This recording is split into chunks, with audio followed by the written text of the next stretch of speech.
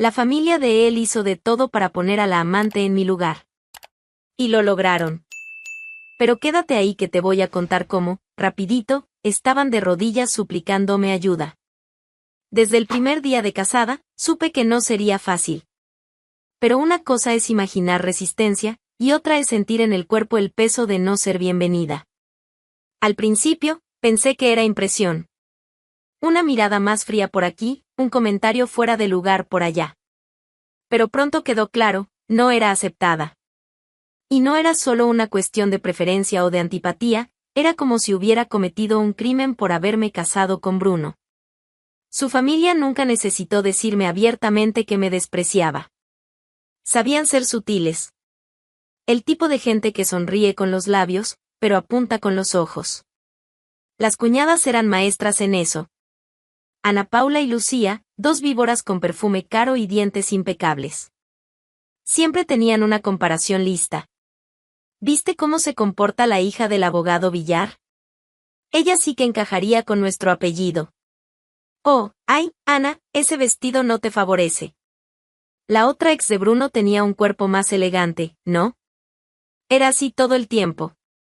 Comparaciones, bromas, miradas que escaneaban mi alma como si fuera un fraude mal disfrazado. Pero lo peor no venía de ellas. Venía de la matriarca. Carmen. Mi suegra. No hacía el menor esfuerzo por esconder lo que sentía. El desprecio venía en oleadas, como si cada palabra suya estuviera escogida para recordarme que estaba invadiendo un territorio que no era mío. Aquí en casa nos gusta que todo esté en su lugar. Espero que te adaptes. Esa fue una de las primeras frases que escuché de ella, en la primera semana después de la boda. Ni disimuló. Bruno me decía que lo ignorara. Ella es así con todo el mundo, repetía. Pero yo lo veía. Lo sentía. Ella no era así con todo el mundo. Era conmigo. Solo conmigo. Aún así, por amor, elegí el silencio. Me tragaba cada indirecta con una sonrisa educada. Aguantaba cada reunión familiar donde me trataban como una extraña en el nido. Pasaba horas arreglándome, eligiendo la ropa correcta, tratando de parecer fuerte, adecuada, suficiente. Pero al final, siempre el mismo papel, la mujer equivocada al lado del hijo perfecto. En las fiestas de fin de año, mientras los demás brindaban, yo me quedaba allí, encajada como un florero fuera del estilo de la decoración. Yo lo oía todo. Incluso lo que fingían susurrar en voz baja. Ella nunca va a entender lo que es ser una Gutiérrez, Bruno merece una mujer a su altura, no esa, aspirante. ¿Esa? Se va a cansar. Cuestión de tiempo. 4 años. 4 largos años conviviendo con esa corte envenenada. 4 años oyendo de Bruno que yo era suficiente, mientras todo su mundo hacía cuestión de recordarme que no era así. Y yo resistía. Porque amaba. Porque creía que el amor era suficiente. Porque pensaba que algún día se cansarían, o cederían, o me aceptarían. Pero no se cansaban. Bruno. Él seguía dividido. Me abrazaba en el coche, decía que me amaba, pedía paciencia. Paciencia. Siempre paciencia. Pero nunca ponía límites. Nunca enfrentaba a nadie. En el fondo, esperaba que yo me adaptara. Que aceptara el lugar que me dieron. Que aprendiera a ser invisible, para no incomodar. Recuerdo el olor de la carne asada. El sonido de los cubiertos golpeando los platos de porcelana. La risa forzada de la tía Mercedes, siempre intentando parecer simpática cuando, en realidad, apenas disimulaba el asco que sentía por mí. Fue en su casa, en esa maldita casa en Santander, donde todo se vino abajo. Casi no fui a esa cena. Algo en mí ya lo presentía. Pero Bruno insistió. Dijo que sería una noche tranquila. Que la tía estaba emocionada de recibirnos, que las cosas estaban mejor. Que yo necesitaba dejar de ver enemigos por todos lados. Gracioso, ¿no? Cuando la persona que más te ama también es la primera en negar lo que sientes. Llegamos temprano. La mesa estaba impecable, como siempre. Flores frescas, copas alineadas, servilletas con la inicial de la familia bordada. Saludé a cada uno con esa sonrisa entrenada, la armadura invisible que me puse tantas veces. Ana, querida, viniste. Qué sorpresa tan agradable, dijo la tía Mercedes, mientras me miraba como quien ve una cucaracha caminando sobre un mantel de lino. Me senté al lado de Bruno. Era el único lugar donde me sentía algo segura, aunque él ya no era un escudo desde hacía tiempo. Y como siempre, empezó despacio. Un comentario sobre mi vestido, qué valentía usar ese color, ¿no? Luego otro sobre mi trabajo, ¿no te cansa intentar encajar en un ramo tan técnico? Risas contenidas. Sonrisas que cortaban como vidrio. Pero esa noche, no hubo pausa. No hubo límites. Lucía me miró, levantó la copa, y soltó, si fuera por mí, Bruno se habría casado con Clara. Esa sí tenía clase, ¿te acuerdas, mamá? Y Carmen, claro, se acordó. Con gusto. Clara era una dama. No necesitaba forzar su presencia. Tenía postura, educación, y venía de una buena familia. Pero, cada uno hace sus elecciones, ¿no? Miré a Bruno. Esperando. Rogando, en silencio. Pero él se calló. Fingió no oír. O prefirió no enfrentar. Mi pecho ardía. Mis manos temblaban debajo de la mesa. Era como si el suelo se abriera, como si me estuvieran borrando frente a todos. Porque ya no era desprecio. Era otra cosa. Era preparación. Un cerco. Estaban removiéndome de la narrativa. Y entonces, vino el golpe final. La tía me miró directamente y dijo, Bruno merece una mujer que pueda llevar con orgullo a cualquier evento. No solo, por costumbre. Y sinceramente, Ana, tú nunca fuiste parte de esto. La sala enmudeció. Solo se oía el vino cayendo de las botellas. El cuchillo raspando el plato. Y mi corazón, desbocado. Me levanté. Miré a Bruno, y con la voz más firme que pude encontrar, dije, llegó la hora. Vas a tener que elegir. Ahora. O soy yo, o ellas. Por un momento, pensé que se levantaría conmigo. ¿Qué diría lo obvio? Que su amor era más grande. Que toda esa gente maldita no significaba más que la mujer con la que compartía la vida. Pero no se levantó. Ni siquiera dudó. Ana, estás exagerando. Ellas son mi familia. La frase cayó como una cuchilla en mi pecho. No por lo que dijo, sino por cómo lo dijo. Frío. Limpio. Ya decidido. Me reí. Fue automático. Una risa seca, de quien entendió, por fin, todo. Tomé mi bolso. Pasé la mirada por todos. Las máscaras ya ni se disimulaban. Estaban satisfechos. Habían vencido. Y antes de salir, dejé solo una frase, consiguieron lo que querían. Fue allí, esa noche, que morí. Pero también fue allí donde nació la versión de mí que ellos jamás serían capaces de controlar. El divorcio fue rápido. Firmas, silencio y un sobre con documentos que llegaron por medio de su abogado, ni una nota, ni un adiós decente. Solo un final burocrático para algo que, un día, creí que sería eterno. No hubo peleas, ni audiencia larga. Bruno se aseguró de que todo fuera simple. Y ahora entiendo por qué. La primera imagen apareció 2 meses después. Estaba en casa, tomando café, tratando de reordenar los pedazos de lo que quedaba de mí, cuando recibí un mensaje de mi prima Pilar, ¿has visto esto? Abrí el enlace. Una foto de Bruno con otra mujer.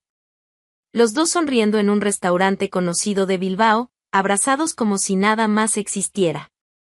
Pero existía. Yo. Aún ahí. Aún recuperándome. Y lo peor no fue la foto. Fue reconocerla. Alba. Alba Lozano. La famosa amiga con la que él juraba tener solo asuntos de trabajo. Aquella que enviaba mensajes a deshoras, que se reía demasiado de sus chistes, que me saludaba con besos forzados en reuniones, pero nunca me miraba a los ojos. Una vez le pregunté a Bruno qué hacía exactamente ella en la empresa. Él dijo que era de confianza, que formaba parte de un proyecto importante, que yo estaba viendo cosas. Pues sí. Vi, y ahora, ella estaba allí, ocupando mi lugar con una facilidad que dolía.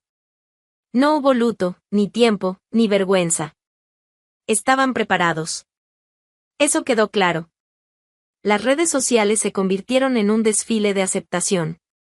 Su familia, antes tan orgullosa, ahora aparecía dándole me gusta a las fotos, comentando con corazoncitos y emojis de copas de vino.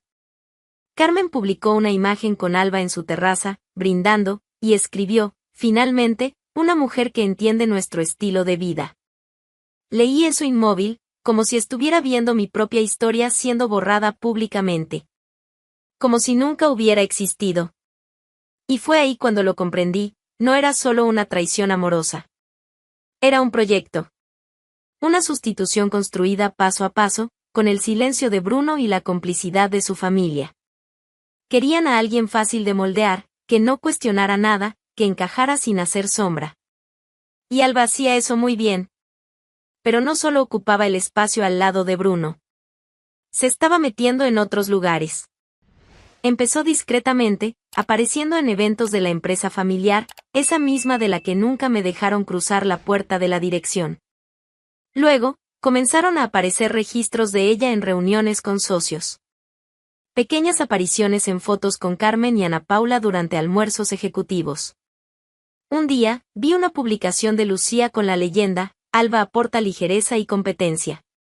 Justo lo que necesitábamos. Eso no era un elogio. Era un ataque.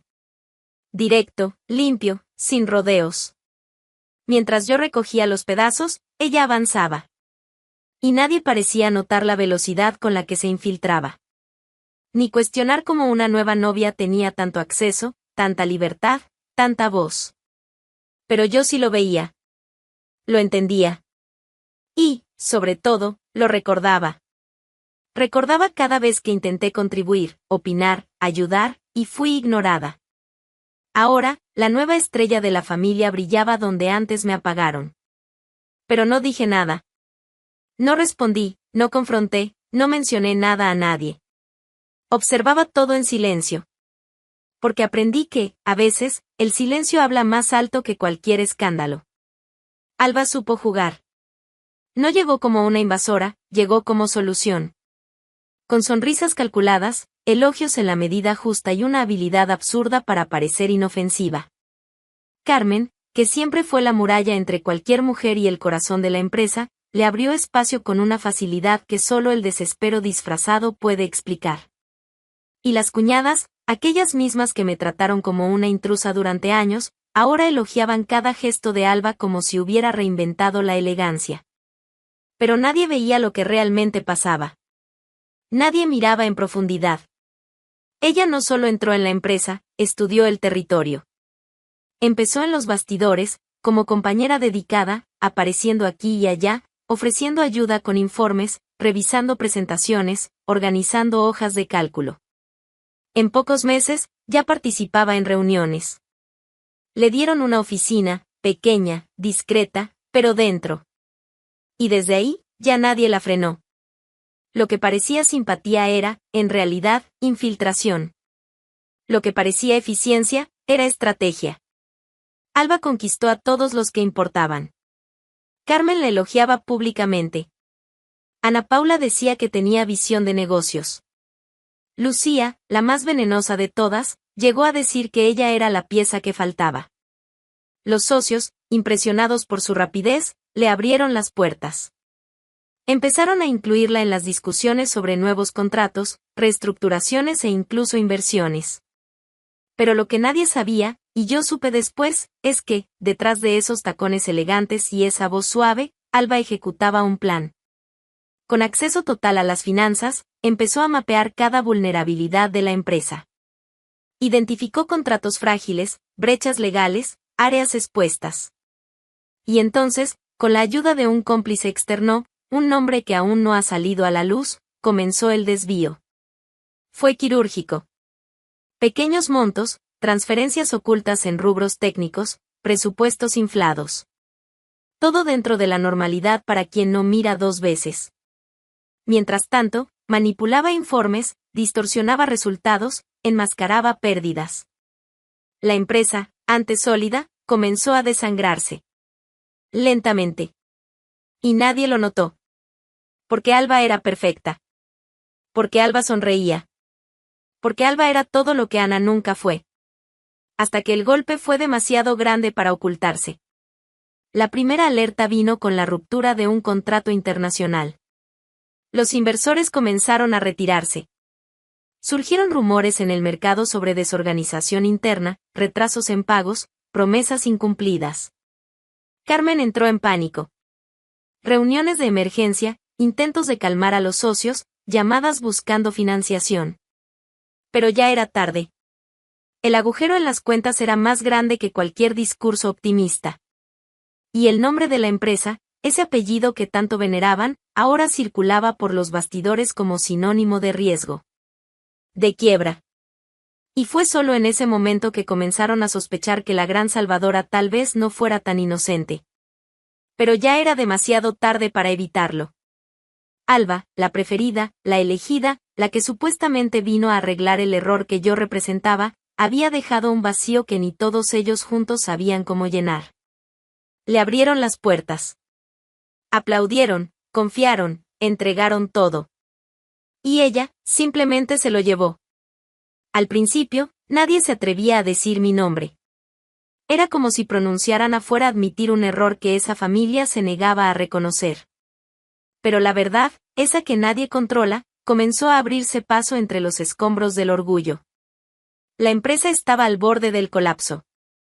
Los inversores, antes adulados con almuerzos carísimos y reuniones con champán, desaparecían sin dar explicaciones. Socios históricos vendiendo sus participaciones. Proveedores negando crédito. Y unas cuentas que no cerraban ni con oración. Carmen entró en modo de guerra. Intentó mantener la pose, llamar a conocidos, pedir favores. Ana Paula se encerraba en reuniones fachada, mientras Lucía recorría las oficinas buscando a un culpable que no fuera de la familia. Pero el nombre surgió. Apareció en una tensa reunión con uno de los pocos ejecutivos que aún quedaban. Ustedes necesitan a alguien que conozca el sector, que entienda el historial de esta empresa. Y la única persona que puede revertir esto, es Ana. Silencio. Miradas cruzadas. Un escalofrío colectivo. Carmen reaccionó como si hubiera recibido una bofetada. Ana Paula fingió reír. Lucía resopló. ¿Ella? Por favor. Ella es pasado. Pero el ejecutivo insistió. El pasado de ustedes. Puede ser el único futuro posible. No tardó mucho. Uno por uno, comenzaron a ceder. El orgullo, tan inflado durante años, se volvió un peso. Y así, en una tarde calurosa, los Gutiérrez golpearon mi puerta. Carmen estaba allí. Con ese mismo tono de superioridad, disfrazado de una humildad mal ensayada. Lucía intentaba sonreír. Ana Paula miraba al suelo. Bruno no vino. Ana, empezó Carmen, tras un largo suspiro, necesitamos hablar. Los dejé entrar. Observé cada paso que daban en mi sala como quien ve un desfile de derrotados. Y escuché. Escuché todo. La empresa está en peligro. Fuimos engañados. Solo tú puedes arreglarlo. Conoces el sector como nadie, ya nos ayudaste antes, aunque no lo hayamos reconocido. Las palabras salían atragantadas. Podía sentir el sabor del malestar en cada una de ellas.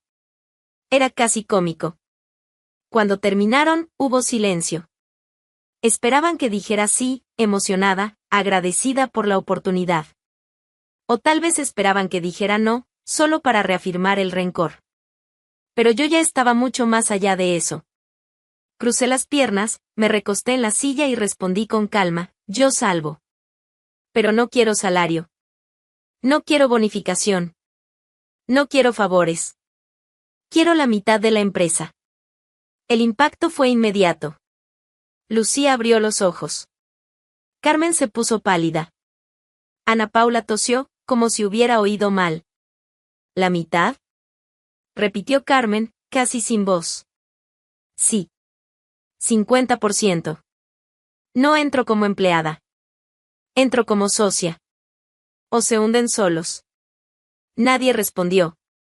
Pero todos entendieron. No tenían elección. Aceptaron. Porque el orgullo, ahora, valía menos que la supervivencia. Y allí, en ese momento, sin levantar la voz, sin pedir disculpas por existir, me convertí en lo que ellos siempre intentaron evitar, la dueña de la mitad de lo que era suyo. Cuando volví, nadie me llamó querida. No hubo abrazos. Ni palmaditas en la espalda. Solo silencios incómodos y miradas tragadas en seco. Sabían que no podían detenerme. Y sabían también que sin mí, estaban perdidos. Pero no volví como esposa. Ni como nuera. Ni como la Ana que un día intentó agradar. Volví como socia mayoritaria. Entré en la empresa con contrato firmado y con mi propio equipo. Sin preguntas. Sin avisos previos. Y en el primer día, corté lo que necesitaba ser cortado. Revisé contratos. Cancelé acuerdos viciados. Despedí a 2 amigos de confianza del antiguo director financiero. Llamé a una auditoría externa. Y dejé claro, de ahora en adelante, todo pasará por mí. Algunos resistieron. Claro. Lucía intentó bloquearme en una reunión, diciendo que eso era asunto de la antigua directiva. Solo la miré y respondí, la antigua directiva hundió esta empresa. Y ahora, mando yo. Carmen no discutía. Solo observaba, intentando fingir frialdad, pero yo lo veía en sus ojos, miedo. Miedo de que yo quisiera vengarme. Pero no tenía prisa. El mayor castigo que podía ofrecer era mi éxito. Reuní a los mejores. Gente con la que ya había trabajado, gente que confiaba en mí, no en el apellido Gutiérrez. Analistas serios, estrategas financieros, abogados preparados. En pocas semanas, comenzamos a cerrar huecos, renegociar deudas, atraer inversores silenciosos. Porque el mercado puede perdonar errores, pero no perdona la falta de profesionalismo. Y ver a la exnuera rechazada resucitando una empresa desacreditada, eso despertaba respeto. Bruno no apareció. Desaparecido. Tal vez avergonzado. Tal vez escondido debajo de la alfombra junto con la basura de su omisión. El nombre de la empresa, antes citado en susurros incómodos en los pasillos del sector, empezó a volver a las mesas de negociación. Los números empezaron a respirar. Y los socios, que antes apenas disimulaban la incomodidad con mi presencia, empezaron a escucharme en silencio. Algunos incluso me agradecieron. Demasiado tarde. Cada decisión mía era un recordatorio, yo era capaz. Siempre lo fui. Pero en esa casa, en ese círculo podrido de apariencias, eso nunca fue suficiente. Ahora, lo era. Y mandaba. Carmen ya no opinaba. Ana Paula evitaba reuniones. Lucía, extrañamente callada, caminaba por los pasillos como una empleada más. Y eso era exactamente lo que era ahora. Me volví la referencia.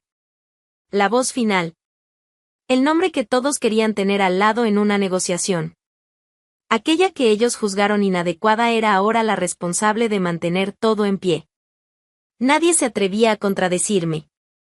Porque sabían, si yo soltaba eso, no quedaba nada. Y yo me aseguraba de no sonreír sin razón. De mantener la postura. De no olvidar, ni por un segundo, quién era yo, y quiénes fueron ellos. Lo que negaron, el mundo ahora confirmaba, el lugar que intentaron quitarme, era mío. Por competencia. Por derecho. Y por mérito. Pero, sobre todo, era mío porque lo tomé. Lo imposible ocurrió. Se rindieron. Después de todo lo que hicieron, después de cada comentario cruel, cada risita apagada, cada cena indigesta, allí estaban. Acercándose poco a poco, uno por uno, intentando aproximarse como si nada hubiera pasado. Las cuñadas empezaron con mensajes ligeros, hola, Ana. Extraño tus consejos de vino. como si en algún universo yo hubiera olvidado que me llamaban intrusa. Carmen, con su elegancia acartonada, me abordaba en los pasillos con ese tono forzado de quien ensayó cada palabra. Querida, es realmente increíble tu trabajo al frente de la empresa. Yo, nunca dudé de tu potencial. Ajá. Los recibía con la misma sonrisa que aprendí a usar en las peores cenas familiares. Solo que ahora, la sonrisa era mía. El control era mío. Y ellos lo sabían. Me aseguraba de mantener la calma. Venían con frases emotivas, elogios, pequeños intentos de afecto. ¿Y yo? Los trataba como clientes en fila de banco, con paciencia y límite. Pero nada, absolutamente nada, me preparó para el regreso de Bruno. Apareció una tarde lluviosa, como si estuviera ensayando un drama de telenovela barata. Entró sin agendar hora, claro, todavía creía tener ese derecho. Vestido de arrepentimiento, miraba a los rincones como quien busca memorias que ya no existen. Lo dejé entrar. No por nostalgia, sino por curiosidad. Quería ver hasta dónde llegaba la actuación. Se sentó frente a mí, moviendo las manos, mirando al suelo, tartamudeando. Ana. No sé ni por dónde empezar. Por el final, tal vez. Suele ser más eficiente, respondí, cruzando las piernas y sirviéndome un café, para mí. Intentó reír. Fracasó. Cometí un error. Grande. Te dejé. Elegí mal. Fui débil. Ah, ¿entonces ahora lo admites? Un aplauso. Aplaudí 2 veces, despacio, con una leve sonrisa. No sabía si reír o llorar. Todavía te amo, Ana. Esa fue buena. Me costó esfuerzo no soltar una carcajada. Apenas lo miré, levanté una ceja y dije, ¿qué me amas? Qué bien. Pero mejor ama desde lejos. El amor, para mí, ahora tiene nombre, capital de trabajo. Él tragó en seco. Intentó tocar mi mano, como si eso pudiera cambiar algo. La retiré, con naturalidad. Bruno, escucha. No te odio. Odiar da trabajo. Y tú no vales mi tiempo. Pero hay algo que aprendí contigo y con tu familia, el mundo es de quien no siente. Y hoy, lo único que me importa, es el dinero. Se quedó mudo. Y yo continué, me cambiaste por una sombra. Ahora, yo soy la luz. Me juzgaron durante años, y al final, quien lo salvó todo fui yo. Ya no soy la mujer que perdiste. Soy la mujer que nunca mereciste. Me levanté y fui hasta la puerta. Puedes irte, Bruno. Ve a amar a la próxima. Solo intenta hacerlo antes de firmar el matrimonio de turno. Él se fue. Despacio. Humillado. ¿Y yo? Volví a mi silla, me serví otro café y abrí la siguiente reunión como si nada hubiera pasado. Porque realmente, no había pasado nada. Él era solo una línea cerrada en el balance. Al final, la equivocada se volvió jefa. ¿Y ellos?